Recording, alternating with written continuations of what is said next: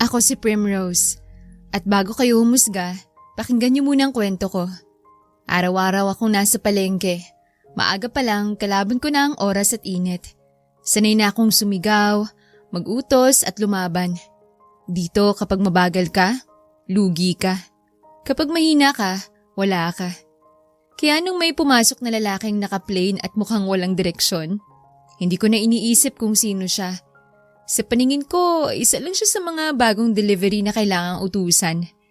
Hindi ko alam na ang lalaking inutusan ko ay hindi delivery boy, kundi ang taong babaliktad sa mundo ko. Ito ang aking kwento. Maingay ang palengke dahil sa mga sigawan ng mga tinderang nag-aalok at kalansing ng timbangan. Pumasok si Floyd na parang isa lang sa maraming taong dumadaan. Wala sa kilos niya ang mag-aakalang may pakay siya roon. Para lang siyang napadpad. Hoy lalaki! Hindi pa man siya nakakahakbang ng 3 pwesto, narinig na niya ang matinis na boses ni Primrose Luneva. Nakapamewang ang babae sa likod ng mesa ng isda. Bagong delivery boy ka, di ba? Sabay turo sa isang kahon. Iakyat mo yan sa likod. Bilis-bilisan mo. Ang bagal mo. Napatingin si Floyd sa kahon. Saka sa sarili niyang kamay. Huminga siya ng marahan. Ma'am. Hindi po. Sus, huwag ka nang magpaliwanag. Putol ni Primrose habang nagsasandok ng yelo. Pare-pareho lang kayo. Lahat may dahilan. Pero ang ending, mabagal. May bahagyang buntong hininga si Floyd. Hindi na siya umimik. Sa halip, kinuha niya ang kahon at binuhat. Yan, ganyan. Next time kapag may utos, gawin agad. Time is money, okay? Tumungo si Floyd ng bahagya. Opo. Pagbalik niya, may isa na namang customer. Ate, sariwa ba yan? Tanong ng babae habang nakataas ang kilay. Ay, syempre sariwa. Mabilis na sagot ni Primrose. Kung hindi sariwa, edi sana akong unang namatay dito. Napangiti si Floyd. Napansin niyo ni Primrose. Anong ngiti-ngiti mo dyan? Singhal niya. May nakakatawa ba? Wala pong nakakatawa, ma'am. Basta po, nakakatuwa lang pakinggan kung paano nyo pinagtatanggol ang mga produkto nyo. Syempre naman. Kung hindi ako kikibo, baka isipin pa nila na hindi na fresh ang ibinebenta ko dito. Habang nagsasalita, mabilis niyang tinimbang ang bangus na binili ng customer at binigay ito ng maayos. Bayad na, 100 piso lang yan. Matapos umalis ang customer, muling naging maingay ang palengke. Habang nag-aayos ng mga isda sa yelo, biglang may gumalaw sa likod ng stall ni Primrose. Isang lalaking nakasuot ng maong jacket na tila nagbabaka sakali na kumuha ng isang buong plastic ng frozen galunggong. Mabilis niyang kinuha ito at ibinaba sa lupa.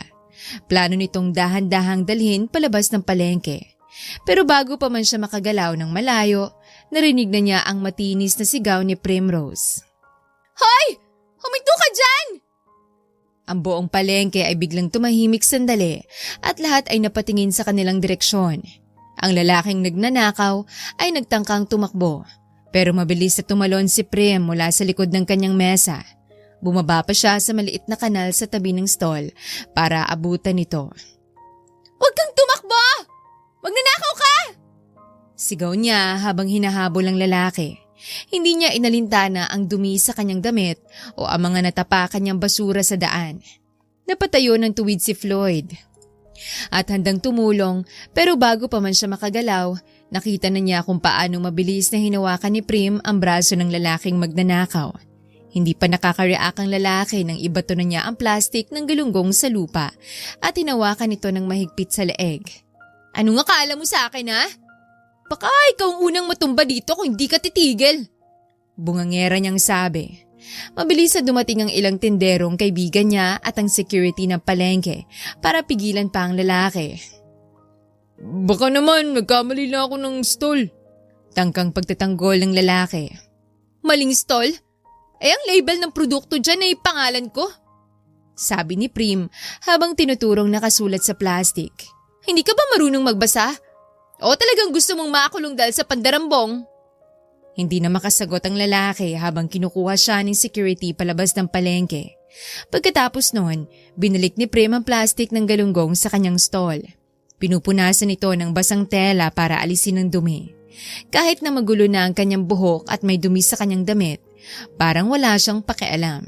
Binigyan pa niya ng ngiti ang mga taong tumulong sa kanya. "Uy Prim, okay ka lang?" Tanong ng isa niyang kapit stall. "Okay lang ako. Hindi ako papatalo sa mga magnanakaw na yan. Makaisipin nilang madaling kausap ako dito." Sagot niya ng malakas para marinig ng lahat. Lumapit si Floyd sa kanya habang inaayos niya ang mga produkto. Ma'am, okay ka lang po ba? Hindi ka naman nagsugatan? Napalingon si Prim sa kanya. Ngumiti ng bahagya kahit na medyo pagod pa. "Okay lang ako, delivery guy. Baka ikaw naman ang natakot sa eksenang yun ha?" Hindi po ako natakot. Napansin ko lang po. Ang tapang at bilis niyo pong kumilos. At ang galing niyo rin po magsalita. Hindi ka natatakot sabihin kung anong totoo. Siyempre naman. Dito sa palengke, kailangan mo maging matapang at marunong kayo paglaban ng sarili mo at mga produkto mo. Sabi niya habang nagsisimula ng muli na ayusin ang kanyang stall. Hindi pwedeng mahina ka dito. Makakainin ka ng buhay ng mga taong gustong samantalahin ka. Napangiti ulit si Floyd. Ngayon niya mas nakikita kung paano talaga nagtatrabaho si Prim. Habang nag-uusap pa sila, biglang may tumawag mula sa pasukan ng palengke. "Ma'am Primrose! Delivery po ng yellow at frozen goods mula sa Cold Wave Manufacturing!" Napalingon silang dalawa sa tinig. Nakita nila ang isang lalaking nakasuot ng unipormeng may logo ng kumpanya. Ang mismong delivery rider na dapat sana'y dumating kanina. May dalang 2 kahon at hawak na resibo para pirmahan. "Ha? Anong delivery ka raw?" Utal-utal na tanong ni Prim habang tinuturo ang bagong dating na rider. Lumapit ito sa kanilang stall at inilabas ang resibo. "Opo ma'am, order niyo po ng 2 box ng yellow at 1 box na frozen galunggong. Nakaschedule po ngayong umaga," sabi ng rider ng maayos. Nanlaki ang mga mata ni Prim habang tinatanggap ang resibo.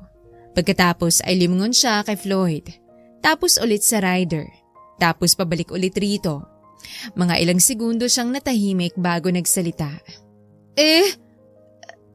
Ikaw? Sinabi mong delivery rider ka? Pero bakit siya ng totoong rider?"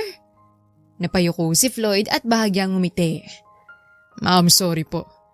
Kasi po, bibili lang po talaga ako ng bangus ngayon. Nakita ko lang po yung kahon kanina at akala niyo po ako yung delivery. Kaya hindi na rin po ako nagpaliwanag agad." "Bibili ka lang?" Tiningnan niya ang damit ni Floyd na simple lang naman talaga. Pero ngayon niya napansin na hindi ito katulad ng karaniwang suot ng mga delivery rider.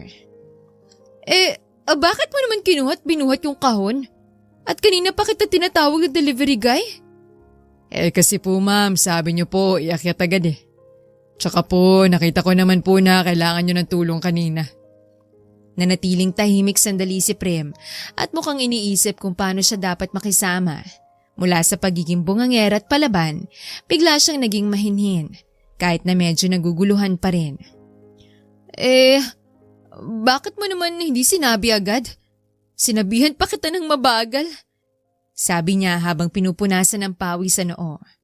Pasensya na ha. Hindi po kayo dapat mag-sorry ma'am. Sagot ni Floyd ng may ngiti. Sa totoo lang po, mas nagustuhan ko pa pong makita kung paano ka talaga nagtatrabaho dito sa palengke. Ngayon lang napangiti ng totoo si Primrose, kahit na medyo nahihiya pa rin. Eto naman, bigla ka namang magsasabi ng ganyan. Sige na, bumili ka na ng bangus. Bibigyan kita ng dagdag para sa abala kanina.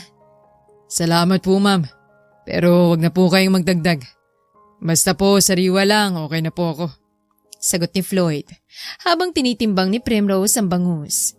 Wag mo na akong tawaging ma'am. Parang masyado kong matanda nun. Ngumiti rin si Floyd. Sige, Prim. Hindi agad umalis si Floyd matapos makabili ng bangus. Sa totoo lang, nakalabas na siya ng palengke dahil nasa bungad na siya, pero huminto ang mga paa niya. Lumingon siya. Naroon pa rin si Primrose, abala sa pakikipagtawaran, mabilis magsalita, mabilis kumilos. May kung anong pumitik sa loob ni Floyd. Kaya kinabukasan, mas maaga siyang dumating. Pareho pa rin ang suot pero may bitbit na siya ngayong 2 kahon. Hindi na bago sa kanyang eksena.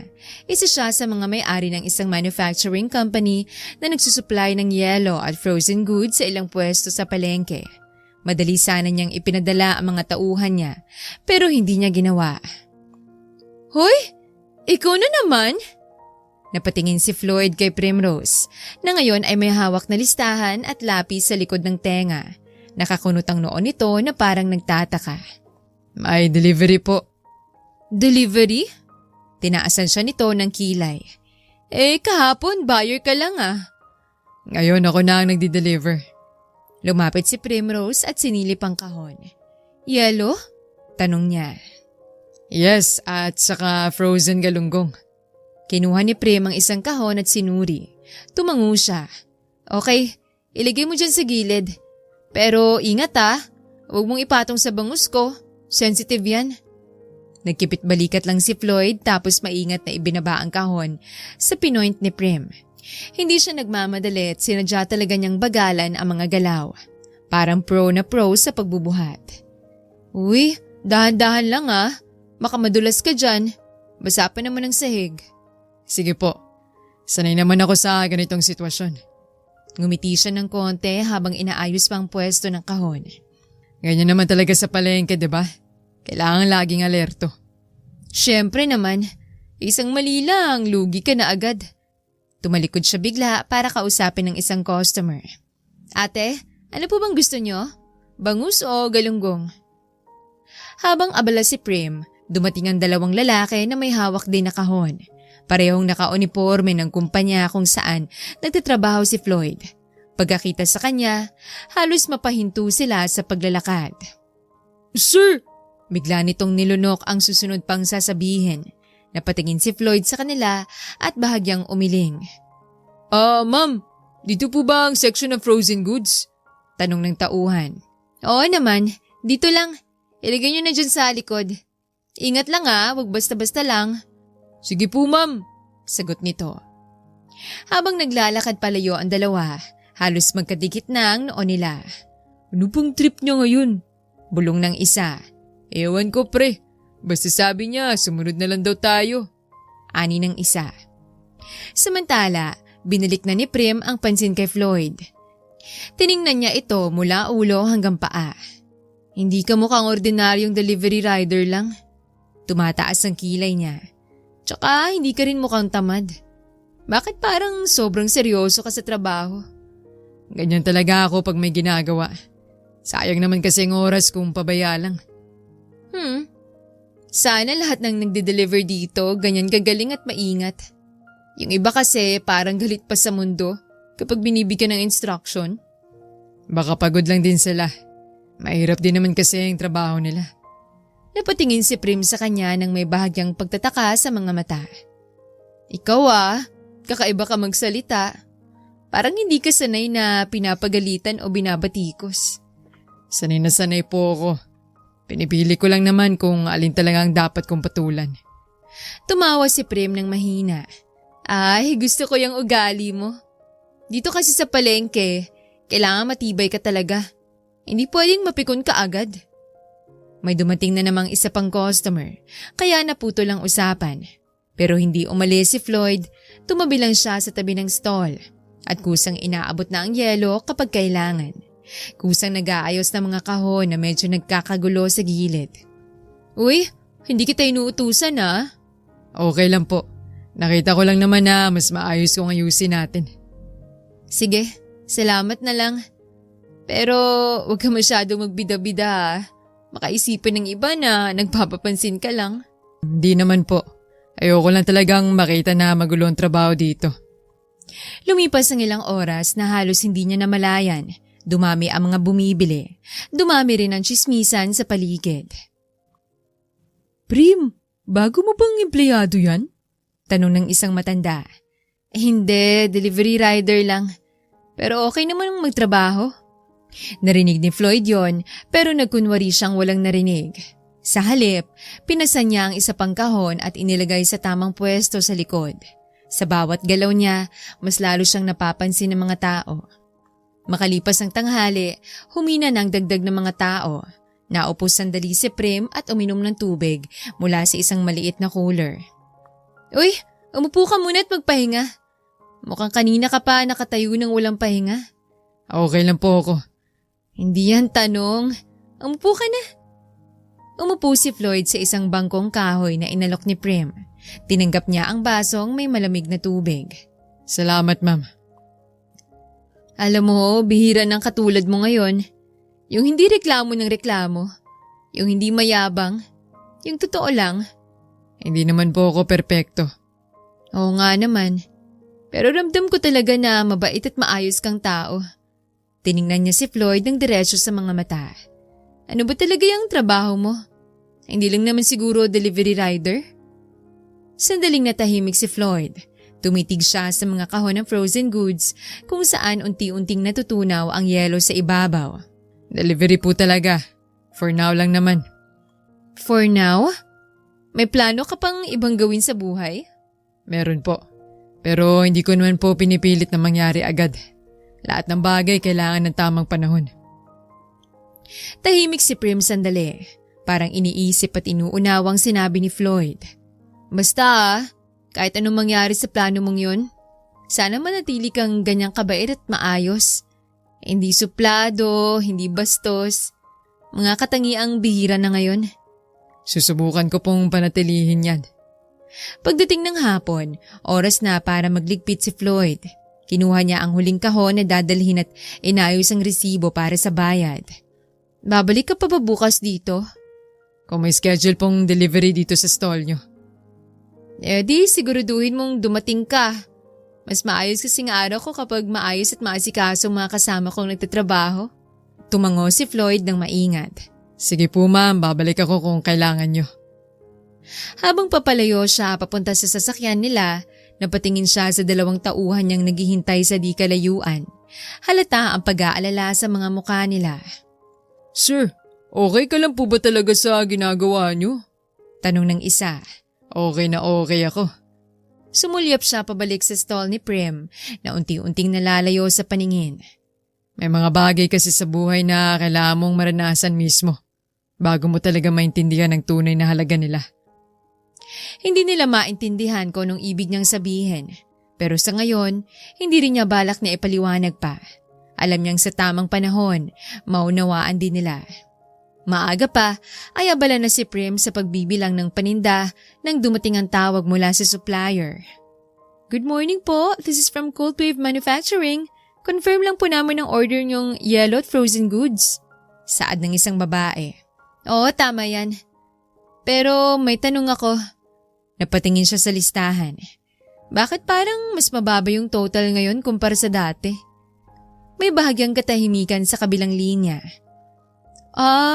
May discount po kayo, ma'am. Discount? Napakunot ang noon niya. Bakit ako may discount? Hindi naman ako humingi. Company decision po. Automatic po yan sa ilang kliyente. Ani ng supplier. Sinong nag-decide? Management po. Sagot nito. Hindi na siya umusisa pa. Isinulat niya ang detalye pero nanatili ang pagtataka sa isip niya. Hindi naman siya malaking buyer para bigyan ng ganoong klaseng discount. Pagkababa ng tawag, napatingin siya sa bungad ng palengke. Maya-maya, pamilyar na anyong sumulpot. Si Floyd na may bitbit na kahon, suot pa rin ng simpleng polo't maong. Hoy! Ikaw na naman? May ngiting hindi niya napigilan. Hindi ka pa nagsasawa? Mukhang hindi pa po. Inilipag niya ang kahon. May delivery ulit. Alam mo ba, may discount daw ako ngayon. Tinitigan niya si Floyd. May alam ka ba ron? Discount? Nagkunwari siyang nag-isip. Baka promo po. Umismid siya. Hindi ako naniniwala sa basta-bastang promo. Bago pa makasagot si Floyd, may sumunod sa kanyang babae. Ang dumi rito. Napatingin ang babae sa sahig. Hindi ba pwedeng i-drop na lang to at umalis agad? Napatigil si Prim. Tiningnan niya ang babae, saka si Floyd. Kapatid mo? Saglit siyang nag-alangan. Oo, ganun na nga. Kapatid? Napatingin ang babae kay Floyd at bahagyang napakunot ang noo pero hindi na umimik. Ay, kaya pala. Tumango siya. Magkaiba kayo ng ugali. Iba-iba naman po talaga ang tao. May bahid ng pagkainis ang tono ng babae. Saan kayo lalagay to? Diyan sa gilid at ingat ka. Hindi kami nagmamadali rito. Ma'am, may schedule kami. Hindi pwedeng tumagal. Ani ng babae. Di sana hindi ka pumasok sa palengke. Hindi to opisina. Tumahimik ang sekretarya. Si Floyd naman ay bahagyang napabuntong hininga. Ako na pong bahala. Kinuha niya ang kahon. Mauna na po kayo sa sasakyan. Finally! Tumingin ang babae kay Prim. Next time, sana mas maayos ang ugali. Ngumiti siya. Pareho lang yun. Pag-alis ng babae, napailing si Prim. Grabe yung kapatid mo. Humalukip-kip siya. Parang laging may reklamo. Pasensya na po. Ganun lang po talaga siya. Buti ka pa, marunong makisama. Natuto lang po. Habang inaayos nila ang mga kahon, muling bumalik sa isip ni Prim ang discount. Floyd, sabihin mo na nga sa akin ng diretso. Bakit ako may discount? Hindi ko po alam ang detalye. Tumingin siya sa listahan. Pero siguro dahil regular na po kayo. Regular? Napatawa siya. Ngayon lang nga ako umorder ng ganito kalaki. Baka nakita po nila na maayos kayong kausap. Ikaw parang lagi kang may tinatago. Wala naman po. Hindi lang po ako mahilig magkwento. Nang matapos ang delivery, iniabot ni Prim ang bayad. Sabihin mo sa opisina nyo, salamat sa discount. Pero kung may kapalit yan, sabihin nyo agad. Wala po yung kapalit. Gusto lang po namin kayong matulungan. Di salamat. Bihira yan ngayon. Habang papalayo si Floyd, nakita niya ang sekretarya na nakasandal sa sasakyan at halatang inip. Finally, tapos na. Sumimangot ang babae. Hindi ko talaga gets kung bakit ikaw ang nagde-deliver. Kailangan rin naman. Hindi mo trabaho to, sabi nito. Alam ko. Napabuntong hininga ang babae. Kung alam lang nila. Wag. Hayaan mo na. Hindi agad umalis si Floyd matapos ang delivery. Sa halip, naupo siya sa bangkong kahoy sa gilid ng palengke at tahimik na nagmamasid. Mula roon, kitang-kita niya ang galaw ng buong lugar. Prim!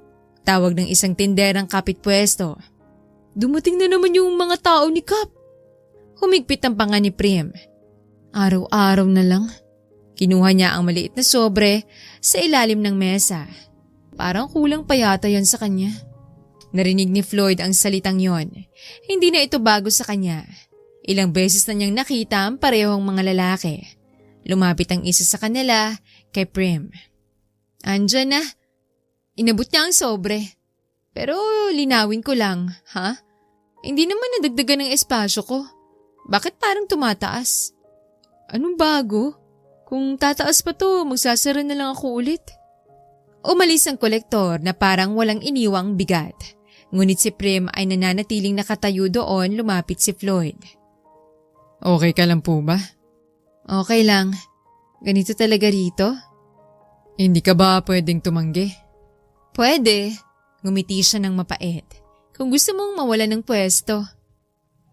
Maya-maya, dumating ang isang lalaking naka-business attire na may kasamang 2 tauhan. Good afternoon! Paalala lang po sa lahat. Malakas ang boses nitong Saad. May inspection next week. Pakilinis ang mga pwesto. May redevelopment plan na inaayos. Nagkatinginan ang mga tindera. Redevelopment? Anong ibig sabihin yan? Improvement po ng lugar, sagot ng isa sa kanila. At kami, saan kami pupunta? May relocation naman pong inaalok.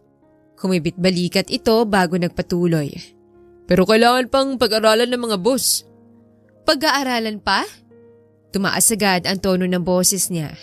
Ilang dekada na kaming nandito sa palengke. Hanggang ngayon, pag-aaralan pa rin? Ma'am, wag naman po tayong maging emosyonal. Trabaho lang po to. Sir, biglang nagsalita si Floyd. Tanong lang po, may ganap ng dokumento para sa relocation site? Napalingon ng opisyal sa kanya. At sino ka naman pala? Delivery rider lang po ako, sir. Nakikinig lang po ako kanina, kaya nagtanong. Hindi pa po final yung lahat. Nito. Pero meron ng klarong direksyon at luxury complex daw ang itatayo dito. Ganun nga pala. Narinig ko na yan mula pa nung nakaraang buwan. Alam na namin kung anong mangyayari. Tumikim ang opisyal. Kahit isang segundo lang yon, sapat na para patunayan ang hinala nila. Pagkatapos umalis na ang grupo, iniwan ng palengke na agad namang umalingongaw ng mga usapan. Kita mo na yon? Ganyan sila at wala silang pakialam kung mawawalan kami ng trabaho, ng tahanan, ng buhay na nakasanayan namin. Hindi po ba kayo lalaban? Maaari naman pong magsama-sama kayo para humingi ng hustisya. Paano nga ba? Napangisi siya ng mapait. Kami-kami lang naman to. Wala kaming pera at wala kaming koneksyon. Hindi po kayo nag-iisa. Hindi mo alam kung anong pinagsasabi mo. Nag-deliver ka lang dito. Hindi mo kailangang madamay sa gulo namin. Pero nandito po ako araw-araw. Nakikita ko kung paano kayo naghihirap. Kung gaano nyo kamahal ang lugar na to. At hindi ko kayang tumingin na lang at walang gawin. Marami nang nakakita, Floyd. Marami nang nagsabi ng ganun. Pero sa huli, lahat sila umalis na lang o tumahimik. Wala namang nangyari. Sa likod ng mga salitang yon, lalong tumibay ang desisyon sa puso ni Floyd. Alam niya kung anong kumpanyang nagmamayari ng proyekto. Alam niya ang mga kontak na kailangang tawagan, ang mga hakbang na kailangang gawin para pigilan o ayusin ang plano. Pero hindi pa ngayon. Kailangan muna niyang maghanda. Kinagabihan sa opisina ng kumpanya, nakatayo ang sekretarya sa harap ng mesa ni Floyd. Hawak ang isang folder ng mga dokumento. Mula sa kanyang itsura, kitang-kita na siya nagugulat sa kung anong naririnig. Sir, confirm na po. Inaprubahan na ng Board of Directors ang preliminary plan para sa redevelopment ng Palengke area. I-hold mo lahat. Sir? Hindi po ba kayo sigurado? Pagkatapos ng ilang buwan na paghahanda. I-hold lahat ng operasyon. Ngayon mismo. Tumitig siya sa bintana at tinitingnan ang liwanag ng lungsod. Walang gagalaw na heavy equipment. Walang makikipag-usap sa mga vendor. Hanggang sa hindi natin may pakita ang malinaw na plano para sa kanilang relocation at kabuhayan. Magugulat pong mga stakeholders, lalo na ang CEO. Hayaan mo silang magulat. Huminga siya ng malalim bago tumingin sa sekretarya. Mas magugulat ba sila kapag nalaman nila kung paano natin planong gawing patas ang lahat para sa mga tao dun? Bumalik si Floyd. Dala pa rin ang kanyang delivery box at naka-uniforme pa rin. Hoy, Floyd! Aga mong dumating ngayon Akala ko hindi ka na makakapunta dahil sa mga balita kanina. May delivery po ako para sa isa pang tindahan dito. Consistent naman po ako basta may kailangang ihatid. Nandito ako. Buti ka pa. Kami? Baka hindi na kami makakapagpabukas pa rito sa susunod na linggo. Parang kahapon lang bagong-bago pa ang lahat dito. Ngayon, parang mamaya pa lang wala nang lahat. Hindi pa tapos ang laban, Prim. May mga paraan pa para maayos to. Sana nga, Floyd. Sana nga. Pero minsan, kahit gaano ka katapang at matibay, napapagod ka rin. Parang tubig ka na lang na unti-unting nawawala sa init ng araw. Pagkalipas ng 2 araw, mas maaga pa kaysa sa karaniwang oras ng pagbubukas ay dumating na ang mga tauhan ni Cap. Kasama pa ang ilang lalaki na hawak-hawak ang mga papel at may dalang spray paint. Bago pa man ganap na sumikat ang araw, may mga pulang X na ang makikita sa ilang pwesto at isa na roon ang pwesto ni Prim. Ano to? Anong ibig niyong sabihin nito? Hawak niyang papel na ibinigay sa kanya. Wala pa naman pong inspection. Wala pa naman pong opisyal na abiso. Bakit bigla na lang ganito? Advance notice lang to, Primrose. Sabi ng kolektor. Para makapaghanda ka ng maaga. Baka kasi biglaan na lang kapag dumating ng oras. Maghanda saan? Sa pagkawala ng tahanan ng negosyo ko? Sa pagkawala ng paraan para tustusan ang pag-aaral ng mga bata ko? Araw-araw akong nagbabayad ng buwis. Araw-araw akong sumusunod sa mga patakaran ng palengke. Tapos ganito lang ibibigyan niyo sa akin? Huwag mong gawin personal, Prim. Business lang to. Kailangan lang gawin ang trabaho namin. Saad nito. Hindi negosyo ang buhay namin. Hindi kayo pwede basta-basta nalang kukuha na kung ano sa kinabubuhayan namin. Naibagsak niya ang papel sa mesa. Ilang taon kong pinaghirapan tong pwestong to. Hindi ko basta ibibigay. Napatingin ng ibang tindera at tindero sa kanila. May ilan na tahimik lang at nakikiramay. May ilan namang umiwas ng tingin. Sa di kalayuan, naroon si Floyd. May hawak pa rin siyang kahon ng delivery pero hindi siya makagalaw. Kita niya ang panginginig ng balikat ni Prem. Prem. Wag muna Floyd, wag ka muna lalapit. Hindi kita kailangan ngayon. Hindi ko kailangan ng sino mang makikiramay lang. Hindi naman ako nakikiramay, Prem. Gusto ko lang talagang tumulong. Tumulong? Paano? Magbuhat ka ng kahon para sa akin? Ngingiti ka para mapasaya mo ako? Hindi sapat yun, Floyd. Hindi lang po yun ang kaya kong gawin. Alam mo ba kung ano to? Iwinasiwas niya ang papel na may pulang X. Isang pirma na lang ang kulang. Tapos mawawala na ako rito. Mawawala lang lahat ng pinaghirapan ko. Hindi dapat mangyari yan. May mga batas naman para protektahan kayo. Huwag mo nga akong pagsabihan tungkol sa batas. Hindi mo alam pinagdadaanan namin dito. Hindi mo alam kung gaano kahirap lumaban kapag wala kang pera at kapangyarihan. Natigilan si Floyd. Wala siyang maisagot agad.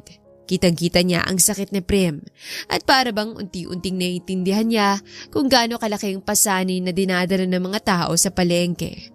Kinagabihan ay nasa opisina pa rin siya at ang dalawang kamay nakapatong sa ibabaw nito habang titig na titig sa monitor.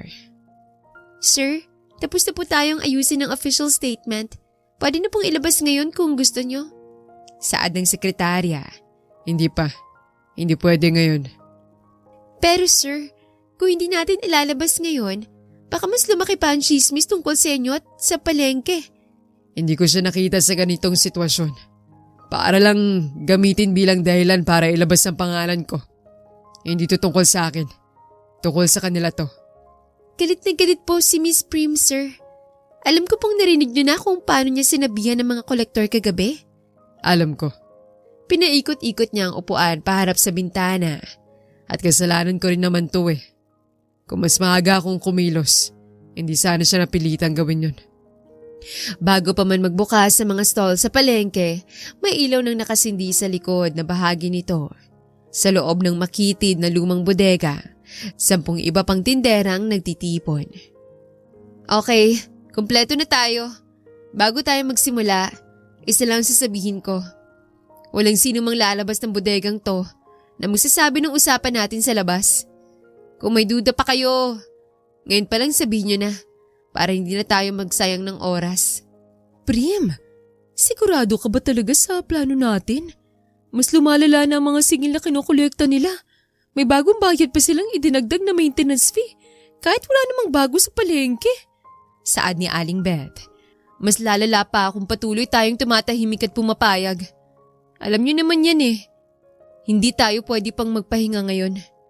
Pero Prim, baka sabihin nilang nagpapakalat tayo ng chismis para pigilan ang project nila. Kaya nga natin ginagawa to. Kung may gagalawin sila laban sa isa sa atin, sabay-sabay tayong magsasalita at kikilos. Inilabas niya ang isang luma na notebook na puno ng sulat mula sa unang pahina hanggang sa hulihan.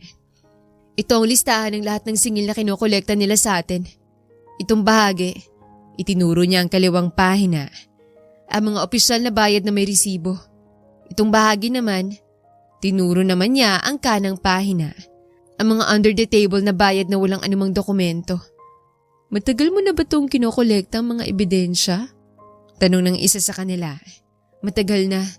Simula pa nung una nilang itinaas ang singil nang walang anumang paliwanag o papel na nagpapatunay. Ikaw pala yun nung 1 taon.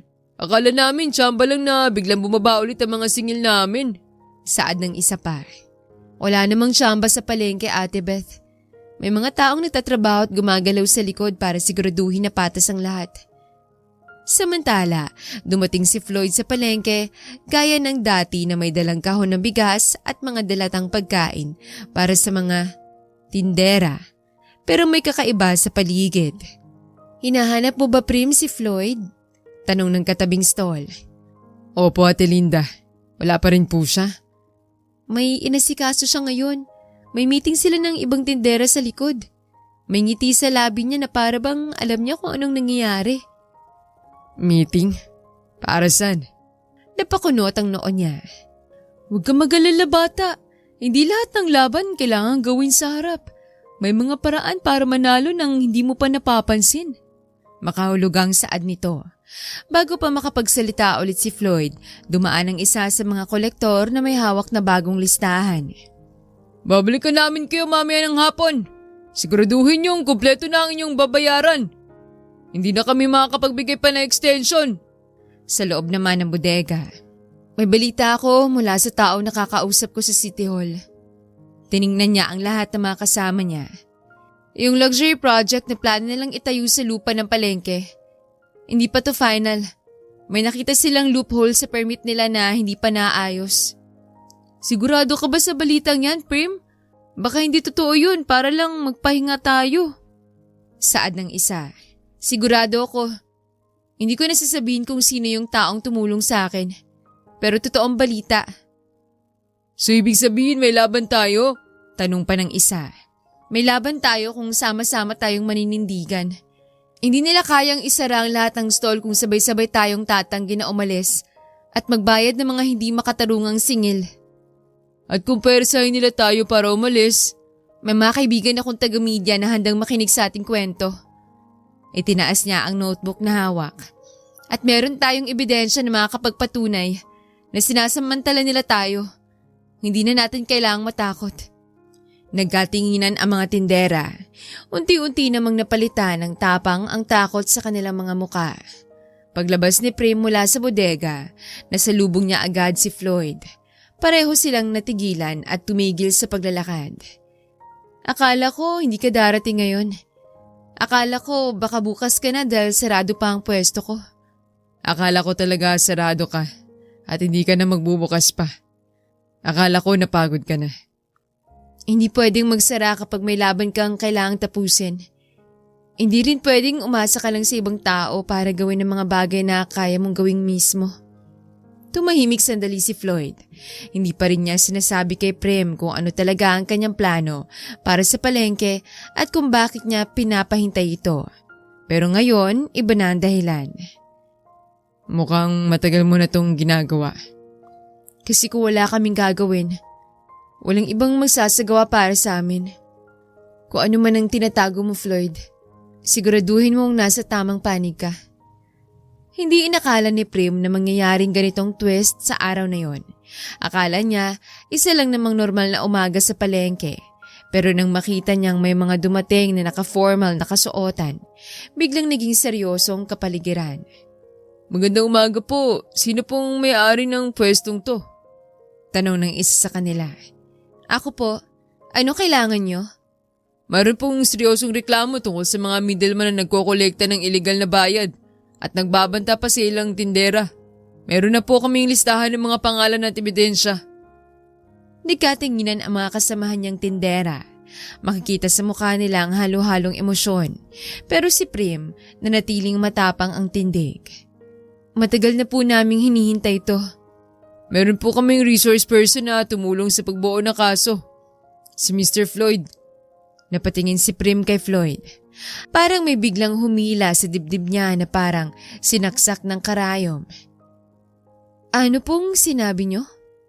Prim, hayaan mong ipaliwanag ko. Huwag muna. Itinaas niya ang kamay para pigilan ito. Huwag ka munang magsalita. Si Mr. Floyd pong nagbigay ng detalyadong impormasyon tungkol sa mga illegal na gawain ng mga middleman. May koneksyon din po sa kumpanyang kasangkot sa pag-iimbestiga sa ganitong kalokohan sa mga palengke sa buong lungsod. Sapat na po. Naiintindihan ko na. Lumingon ulit siya kay Floyd at ngayon lang niya lubos na naiintindihan ng lahat. Kaya pala alam mo lahat ng detalye. Prim, hindi ganito yon. Hindi ako narito para gamitin kayo. Hindi ganito? Ano? Nagkataon lang na ikaw ang delivery boy? Nagkataon lang na lagi kang nandito para makipag-usap sa amin. Para malaman mo kung paano mo kami nabubuhay dito? Gusto ko lang kayong protektahan, Prim. Alam kong hirap na kayo sa mga taong yun. Protektahan! O gamitin kami para makakuha kayo ng ebidensya. Ginamit mo kami para makumpletong kaso mo.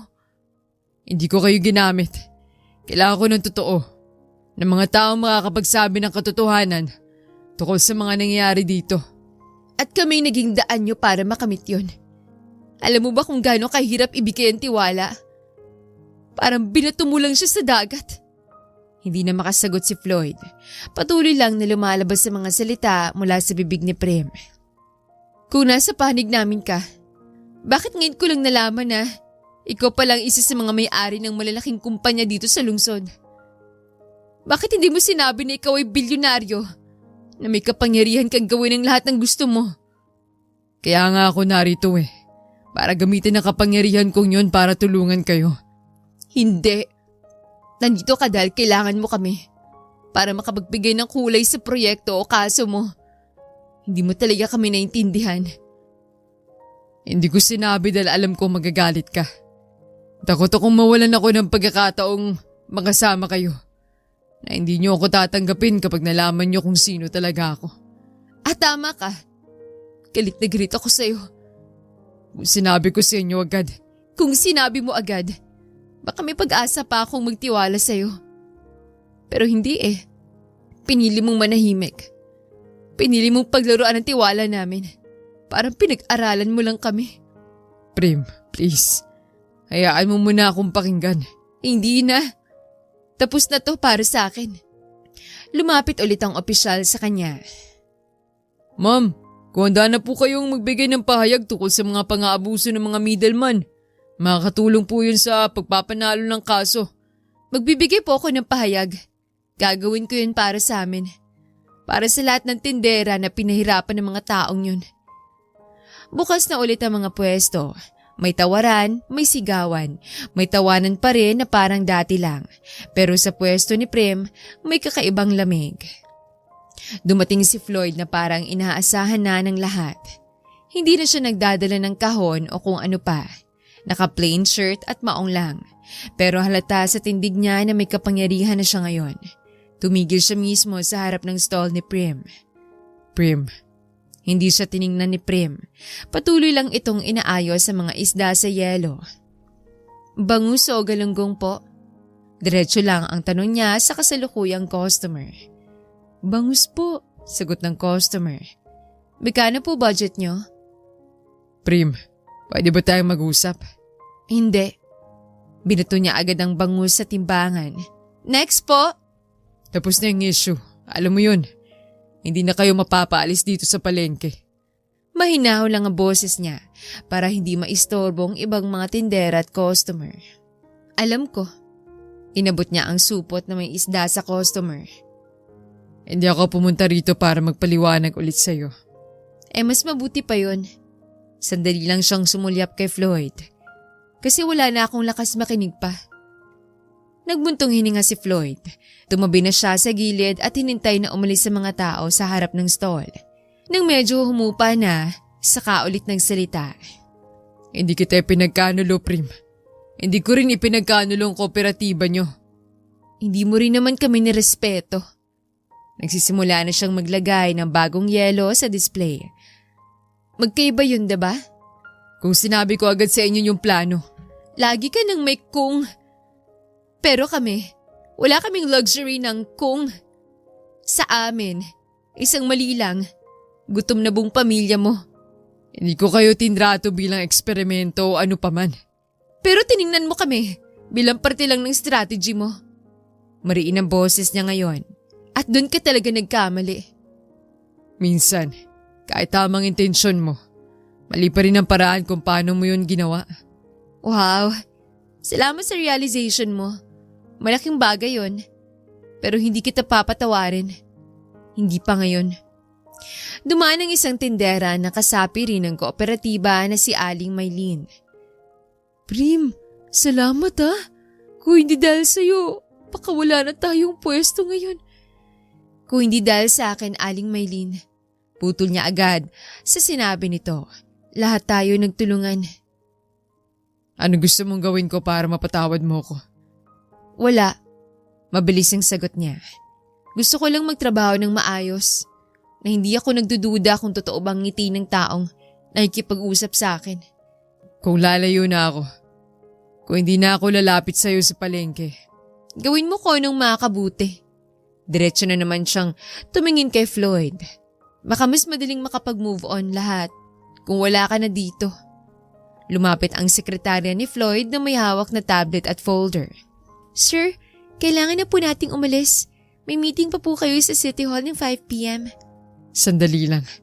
Hindi pa rin siya tumitingin sa sekretary at nanatili pa rin ang tingin niya kay Prem. Sige na, umalis ka na. May mundo ka pang aayusin doon sa taas. May trabaho pa ako rito sa baba. Prim, Hindi kita kaaway, Floyd.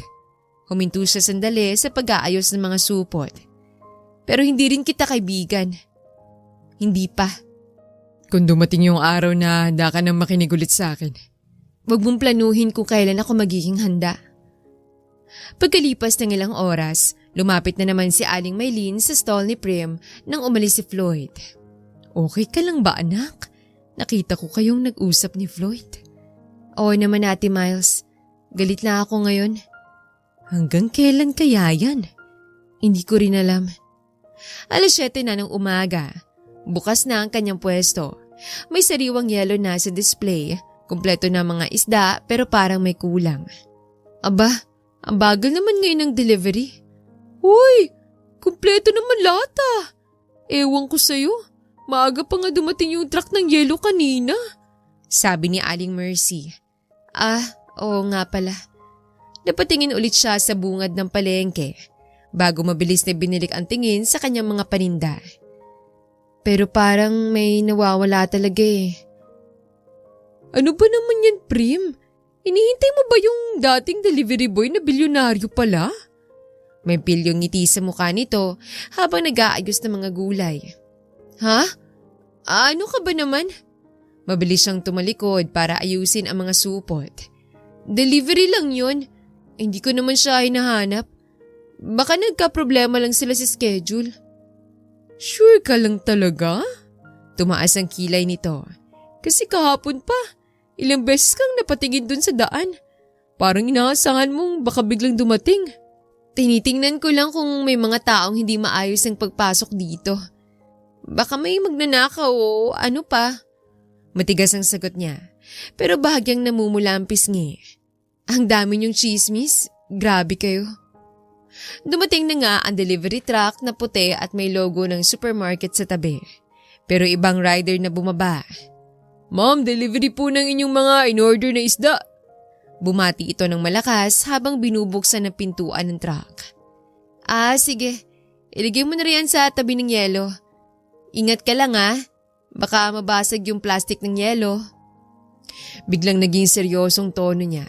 Pero habang binababa ng rider ang mga kahon, kusa niyang sinilip ang loob ng truck na parang may inaasahang ibang tao na makikita doon. Yun lang ba talaga? Wala na bang iba pang dahilan? Opo ma'am, kumpleto na po yan lahat ang naka-order niyo para sa kooperatiba. Sagot ng driver. Sige. Salamat. Tumango siya at kinuhang resibo, pero halata namang may bahid ng kawalan ng gana sa mukha. Umalis na ang rider at umandar ang truck. Naiwan ang mga kahon ng isda at isang kirot sa dibdib ni Prim na ayaw niyang pangalanan. Hindi pala dumating si Floyd Akala ko baka siya ulit ang maghahatid ngayon. Ani Aling Maylene. Bakit hinahanap niyo po ba siya? Kung gusto niyo siyang kausapin, tawagan niyo na lang siya sa opisina niya.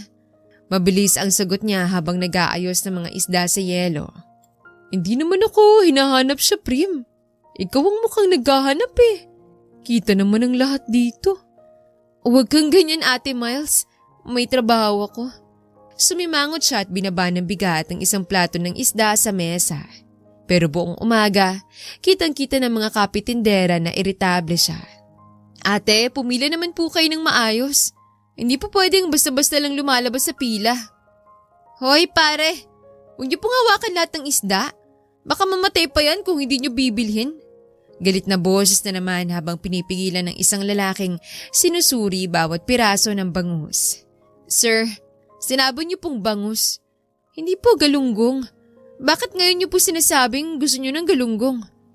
Naiinis na siya habang tinitimbang ang isda. Grabe ka naman ngayon, Prim. Parang may pinagdaanan ka talaga, ha? Sabi ng isang tindera. Mainit lang siguro ngayon, Ate Lucy. Tsaka ang ingay ng palengke. Nakakainis. Nagpaypay siya gamit ng isang lumang karton, pero hindi naman talaga mainit ng ganoon. Bandang tanghali, may dumaan na pamilyar na itim na kotse sa labas ng palengke. Mabilis lang itong dumaan. Nagsalita si Ate Lucy. Uy, nakita mo ba yun? Yung kotse. Wala akong pakialam kung sino yun. Putol niya agad sa sinasabi ni Ate Lucy.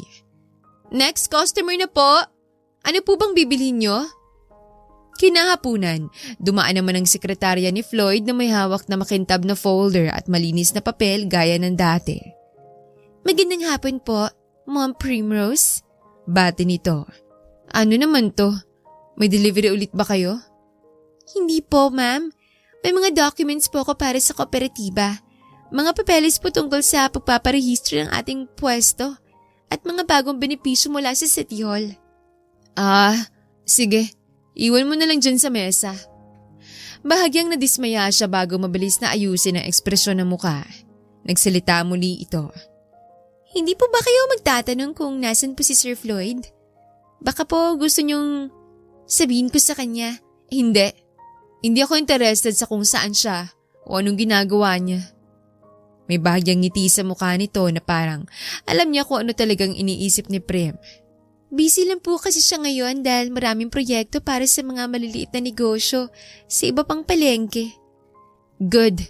Mas mabuti yun para marami pang matulungan. Humalukip-kip siya at tumingin sa kabila. Basta huwag na niyang abalahin pa kami dito. Pag-alis ni Miss Santos, lumapit ulit si Ate Lucy. Sabihin mo na lang kasing hindi ka interesado. Pero halatang disappointed ka. Kitang-kita naman eh. Excuse me? Disappointed? Saan? Wala akong dapat ika-disappoint. Napatingin siya ng diretso kay Ate Lucy. Hindi ako umaasa sa sino mang tao. Kung darating siya, sige. Kung hindi, di hindi. Basta kompleto lang ang paninda namin. Pero kanina pa kitang napapansin na. Tapos na tayo sa usapang niyang Ate Lucy. Tinapik niya ng mahinang mesa. May mga bibili pa ba o chismis lang hanap niyo dito? Natahimik ang mga tindera pero nagkatinginan sila at ngumiti. Ramdam nila kung ano talagang nararamdaman ni Prem. Nang magsimula ng maglipit ng gamit si Prem ng gabi, napatingin ulit siya sa bungad ng palengke. Ang tagal mo namang dumating. Saka siya napailing at napailing. Tanga ka talaga, Prem. Hindi ka na bata para umasa sa mga bagay na hindi mo naman may pag-uutos. Hindi inakala ni Prem na makikita niya si Floyd ngayong araw. Basta lang naman talaga siya pupunta sa muting karinderya malapit sa munisipyo para ayusin at i-follow up ang mga papeles na kanilang kooperatiba. Pagod na pagod siya. Mainit pa ang ulo at talagang wala sa mood makipag-usap kahit kanino. Pagkapasok pa lang sa karinderya, diretso na siya sa pinakamalapit na bakanting mesa. Ate, isang tapsilog po. Tubig lang please. Prem? Napatigil siya bigla.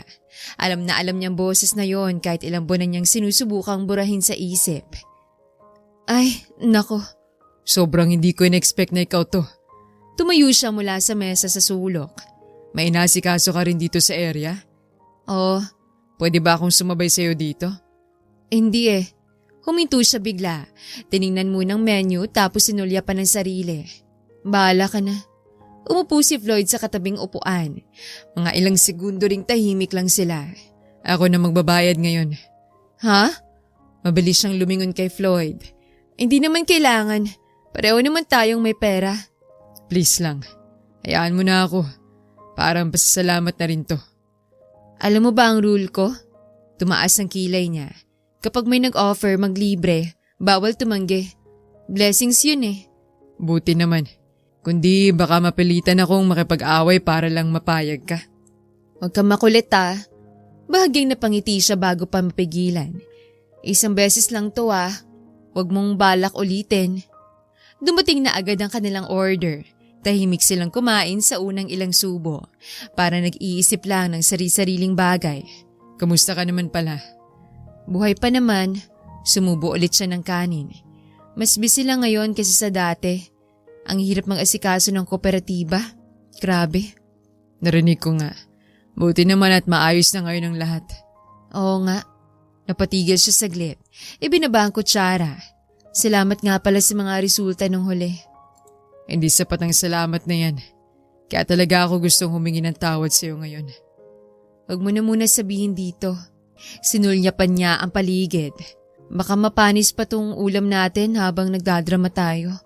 Seryoso ako ngayon, Prim. Pinili ko manahimik noon kahit alam kong dapat sabihin ko sa iyo ang totoo. Alam ko naman yun. Galit talaga ako sa iyo nun. Hanggang ngayon ba? Hindi na. Nagkibit-balikat siya. Napagod na lang ako magalit. Hindi naman nakakatulong eh. Hindi kita ginamit, Prim. Pero hindi rin ako naging patas sa iyo at alam ko yun. Totoo naman. Pero tapos na yun. Wala nang balikan. Pinapatawad mo na ba ako? Hindi ako santa para basta-basta lang makapagpatawad. Medyo sumimangot siya. Pero oo na nga. Pinapatawad na kita. Salamat talaga, Prim. Huwag ka namang masyadong OA ha. Tinuro niya ang plato. Lumalamig na to. Kain na tayo ulit. Ay oo nga naman. Tumawa siya ng mahina. Alam mo, miss ko na mag-deliver sa palengke. Talaga? Akala ko naman ayaw mo na sa ganyang trabaho. Suminghal siya. Di bumalik ka na lang. Hindi na ako pwedeng basta-basta mag-deliver ngayon eh. May ibang inaasikaso na kasi ako. Sayang naman. Binitawan niya ang kubyertos. May mga suki pa namang naghahanap sa iyo ron eh. Natawa silang magkasama sandali. Parang hindi na nangyaring matinding sigawan at hidwaan nila noon. Parang dati lang silang magkakilala na nagkikita lang. Prim. Ano naman yan? Hindi ako lumapit sa iyo ngayon dahil may problema o ano pa man. Di mabuti naman. Uminom siya ng tubig. Ayoko na talaga ng drama sa buhay ko. Sobrang dami ng abala. Lumapit ako kasi gusto kitang makilala ng maigi. Kilala mo na ako eh. Bungangera, matigas ang ulo, at madalas mapikon. Pero matapang ka rin. At may prinsipyo kang hindi mo pinapabayaan kahit kailan. Huwag mo akong bulahin.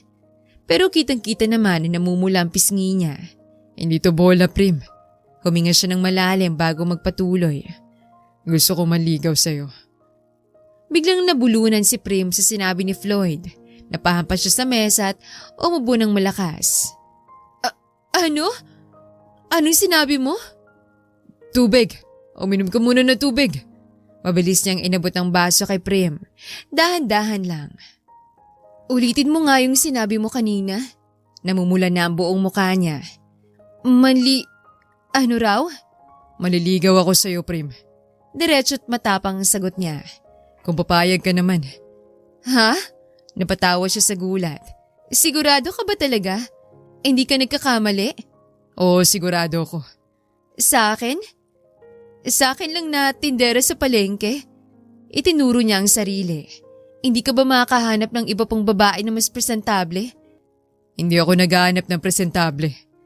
Hahanapin ko yung taong hindi ko kayang lokohin at kaya kong pahalagahan ng totoo. Floyd, umiling siya pero may ngiti na sa labi. Hindi mo alam kung gaano kahirap pumasok sa buhay ko. Marami akong responsibilidad at hindi ako madaling kausap.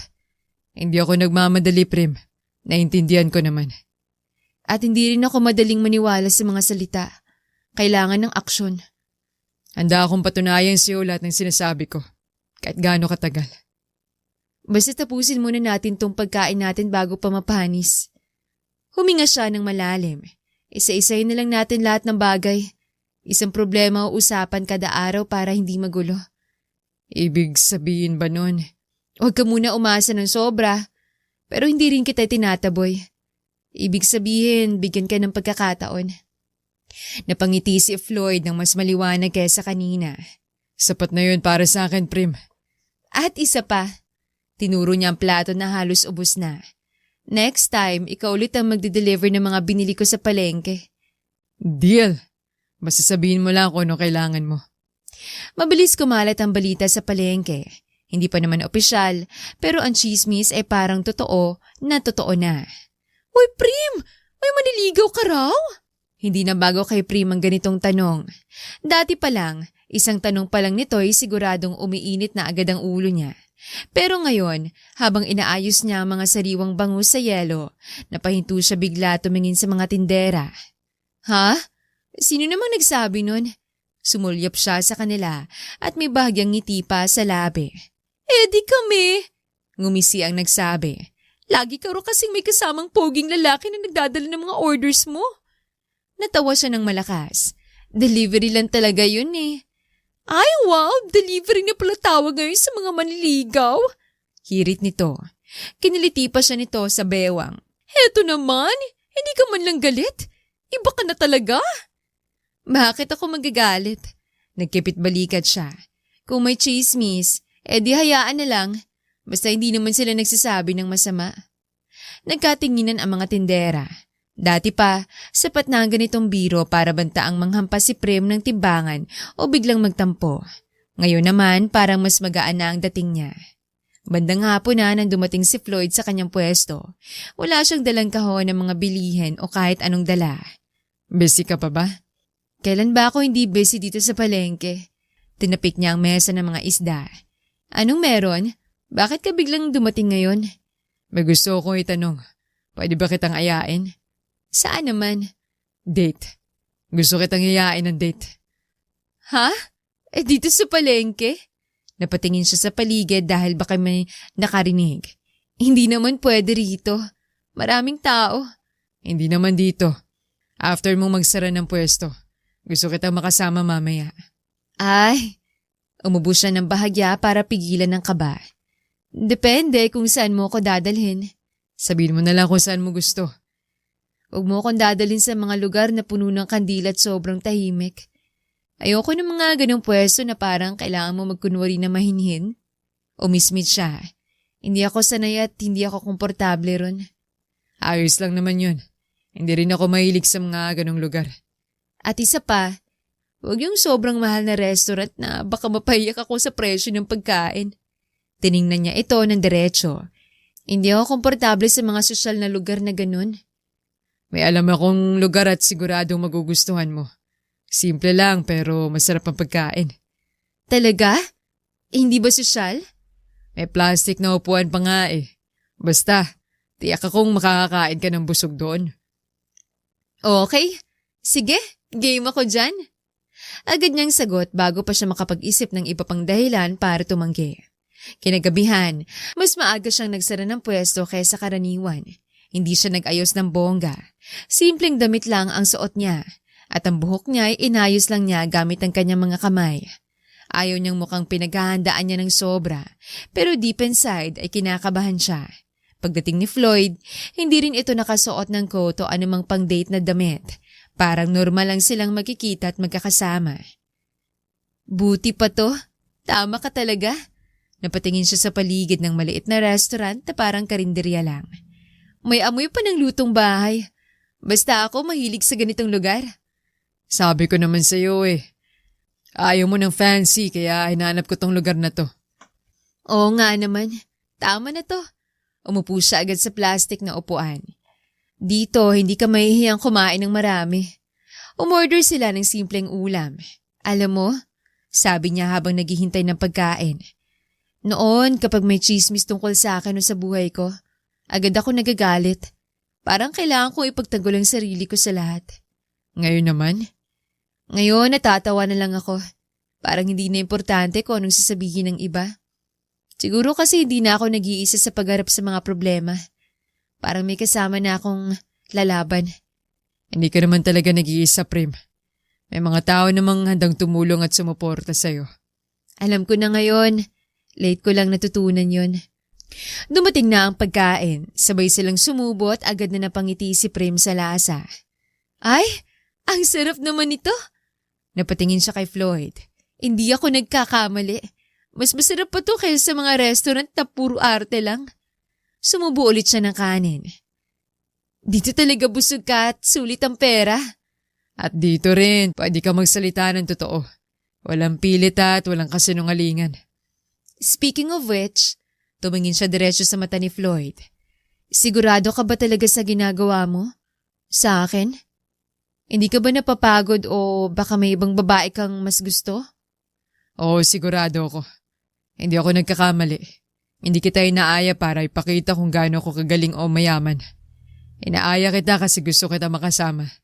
Gusto kitang makilala ng totoo at gusto ko makasama ka sa bawat sandali. Hindi ako madaling suyuin, Floyd. Alam mo naman na matigas ang ulo ko at madalas akong makulit o bungangera. Hindi rin ako madaling umatras sa sumuko. Sanay na ako sa iyo eh. Kahit na bungangera ka pa, okay lang sa akin. Alam mo, kung magkamali ka ulit o kung sasaktan mo ko muli, bungangera pa rin ako. Hindi ako magpapahuli sa'yo. Handa ako ron. Sanay na ako sa bungangera mong ugali. Tumawa siya ng mahinahon. Basta hindi mo ko iiwan agad. Gagawin ko lahat para hindi ka masaktan. Good. Kasi hindi ko babaguhin yon.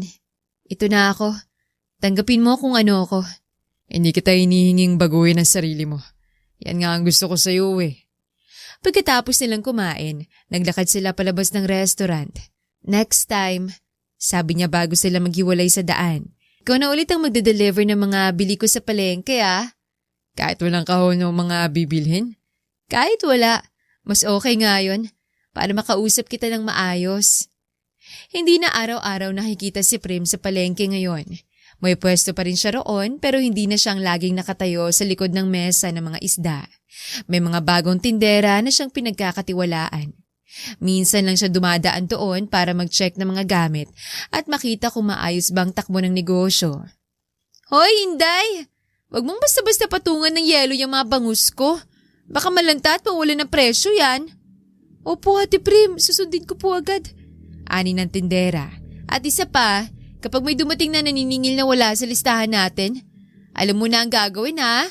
Huwag kang papadala sa mga pangakong bongga. Opo, tatawag agad ako sa'yo o sa kanya kung may ganun mang mangyari. Tumango si Prim. Mukhang kontento sa kung paano pinamamahalaan ng mga tindera ang kanyang pwesto. Hindi na niya kailangang sumigaw o magmaktol sa palengke araw-araw.